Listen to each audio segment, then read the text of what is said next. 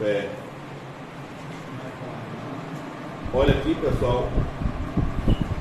A gente tem outras, né? Tem tera, tem hecto, tem deca, tem cent. Aqui é variando de 10 em 10. O que a gente aprendeu foi de 1000 em 1000 porque é o que importa. Você tinha perguntado aqui, ó. Mili, olha aqui, ó.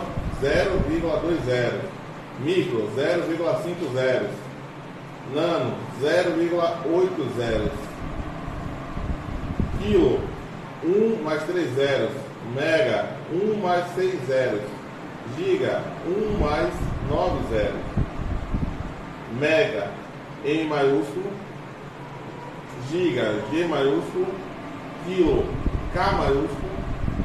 Mili, M minúsculo. E micro, essa letra grega aqui parece um M, mas é um Mi.